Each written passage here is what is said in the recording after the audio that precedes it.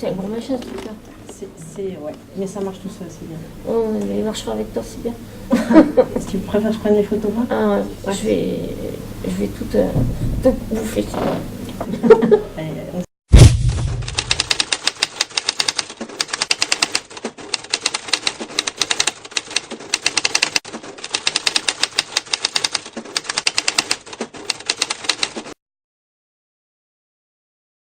Alors tu me dis qui je photographie quand et l'idée ça serait de faire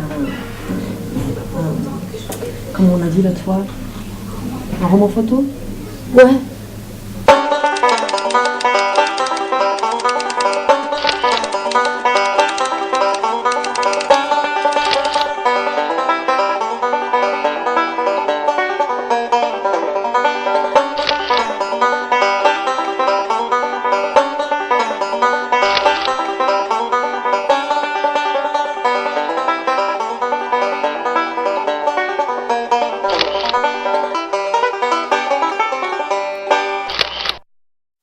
Les soins palliatifs, ce sont des soins qui sont des soins actifs.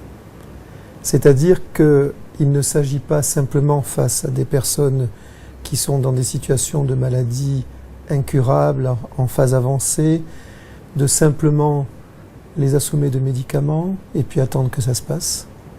Les soins palliatifs, ce sont des soins actifs qui recherchent tout ce qu'il est possible de faire à partir du moment où on ne sait plus vraiment quoi faire, mais dans le but de préserver une certaine qualité de vie et d'apporter un confort à ces personnes jusqu'au bout, jusqu'à leur dernier souffle. Dans cette idée d'être actif, de proposer des choses, on essaie de réfléchir à tout ce qui peut éventuellement rompre l'isolement du patient et lui permettre de vivre sa vraie qualité d'être humain jusqu'au bout. Sa qualité d'être humain, elle doit être envisagée dans tous les sens du terme. C'est à la fois la relation aux autres, c'est la relation à soi-même, c'est la relation à son environnement. Et il est certain que là-dedans, l'art peut avoir toute sa place.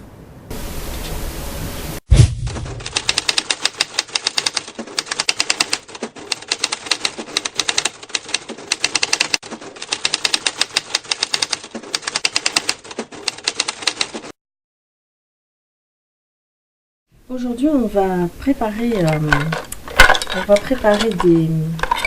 des supports pour écrire les chiffres sur les portes des chambres. Et parce que pour l'instant, il y a des petits papiers qui ont été mis provisoires. Et là, c'est les patients qui vont faire chacun le numéro de leur chambre, en fait. J'avais été hospitalisée il y a 2 mois. Ensuite, j'étais sortie, personne n'est mieux. Et là, je suis retournée. Donc, je termine ce que j'avais commencé. Alors, qu'est-ce que vous pensez de cette initiative aujourd'hui C'est excellent. Ça permet de s'évader, ça permet de changer vraiment, de ne pas avoir comme objectif que la chambre d'hôpital. Vraiment, si je pouvais venir plus souvent, et si Patricia venait plus souvent aussi, ça égayerait, ça remonte vraiment le moral.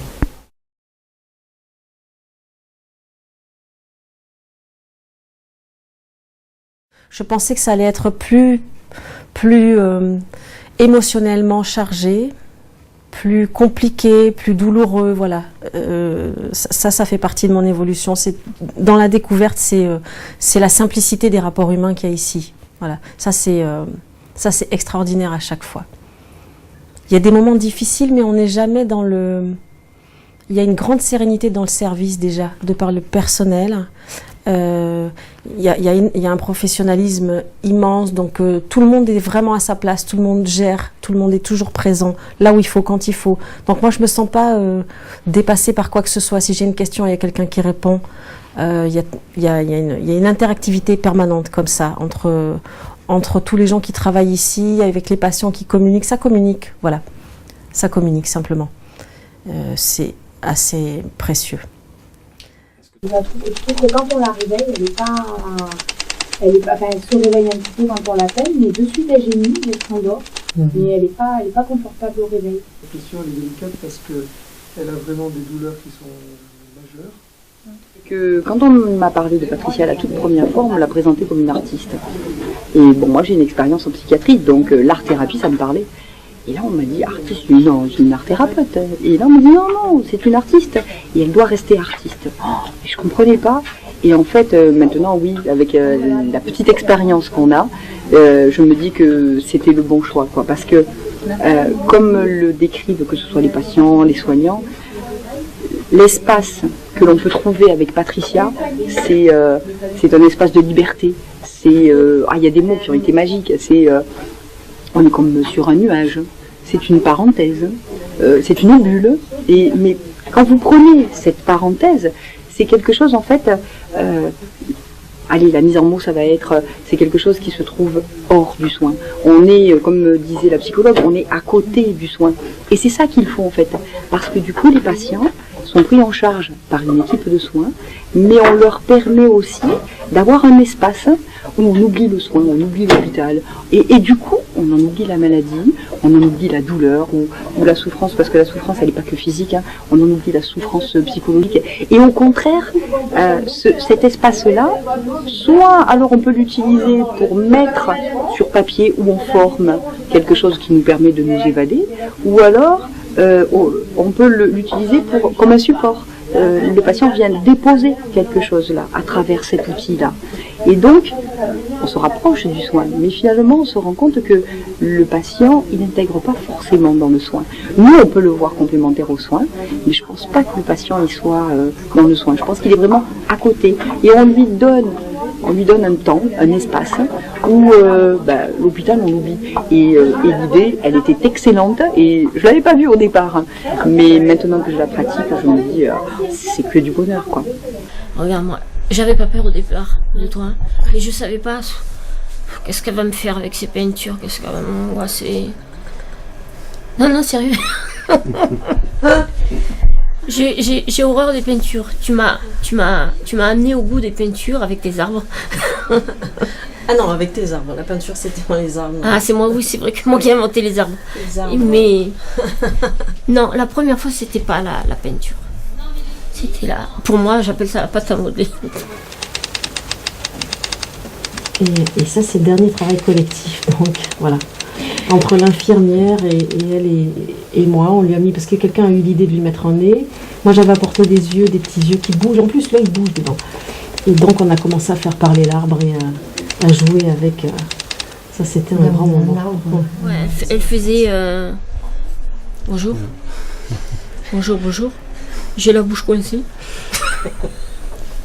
Vous aviez déjà fait ça avant, de rencontrer Patricia ?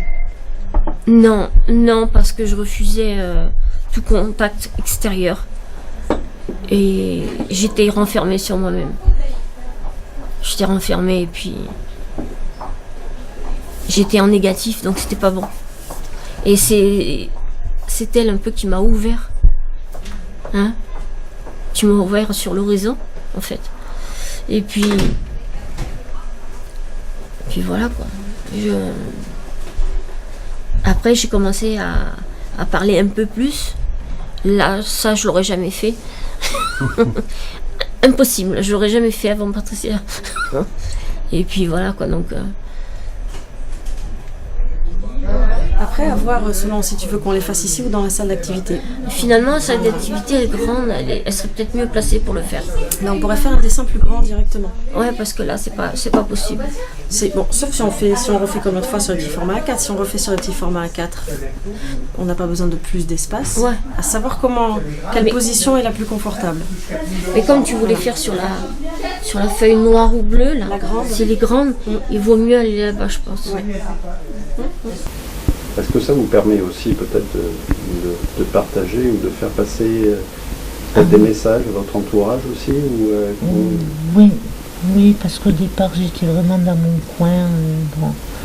Et puis là, petit à petit, elles ont su que ce soit Patricia, que ce soit tout l'environnement m'a permis vraiment de m'intégrer au groupe, de faire plein de choses que jamais j'aurais imaginé faire.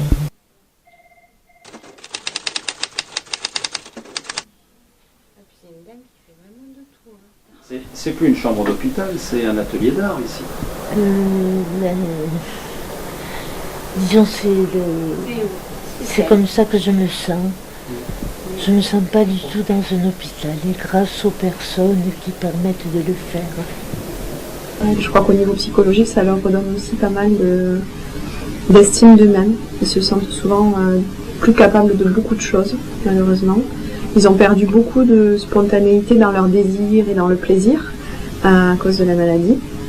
Et ces moments avec Patricia, ces moments d'échange, de partage et de création, ça leur redonne aussi une certaine estime d'eux-mêmes. Ils se rendent compte de tout ce qu'ils sont encore capables de faire. Et je pense qu'ils se découvrent au sens propre du terme. Vraiment, ils dévoilent aussi une partie d'eux-mêmes qu'ils ne connaissaient pas. À travers un dessin qui leur fera envie ou une création qu'ils n'imaginaient pas au départ. Et on les découvre aussi, du coup. Donc je trouve qu'il y a tout cet aspect-là qui est assez étonnant en fait. C'était pas du tout ce que j'imaginais au départ. Moi je voyais ça comme le côté aussi ludique, l'expression libre, mais pas forcément la découverte de soi et des autres. Et ça a été vraiment un aspect très intéressant dans le projet. Et là, en étant sur le versant simplement art, création, discussion autour d'une création, que ce soit par la sculpture, par la peinture, on est vraiment dans quelque chose où le patient peut se laisser aller s'il le souhaite à faire tout et n'importe quoi selon son humeur, et c'est très bien. Et donc le fait avec l'artiste de pouvoir travailler sur ces aspects humains qui sont différents de la souffrance physique à proprement parler, a un effet bénéfique évident sur le traitement également des souffrances. Pour Patricia, ça a été vraiment un défi pour elle, parce qu'elle n'est pas soignante, parce qu'elle ne connaissait pas le milieu hospitalier, encore moins le milieu du soin palliatif.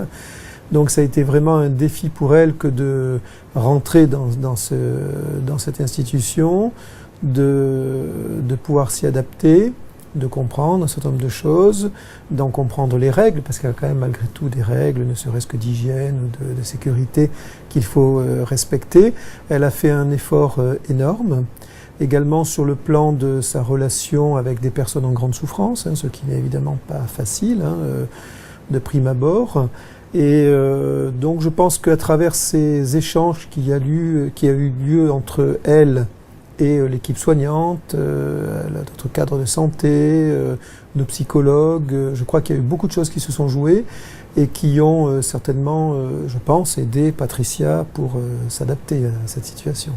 Après, moi, je rentre pas dans tout ce qui est médical. Voilà, ça fait pas partie de mon travail du tout. Moi, je reste sur un rapport léger, une communication avec les patients quand ils le souhaitent et quand ils le peuvent. Et dès qu'il y a une complication médicale ou quelque chose d'un petit peu plus... si moi, ça me pose problème, je pose une question et j'ai une réponse de toute façon à chaque fois. Sinon, je les laisse travailler. En général, j'ai accès aux patients quand ils vont bien, puisque eux-mêmes souhaitent me voir et qu'ils sont en capacité de faire quelque chose. Donc les moments les plus difficiles, c'est pas moi qui les gère, c'est les soignants. Pour elle va à la rencontre d'êtres humains, tout simplement. Et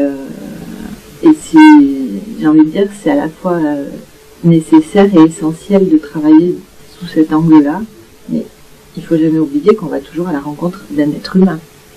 On ne va pas à la rencontre d'un malade. La maladie, c'est une partie de l'histoire du patient et de la famille. C'est pas le patient. Donc les patients qui sont les gens gardés.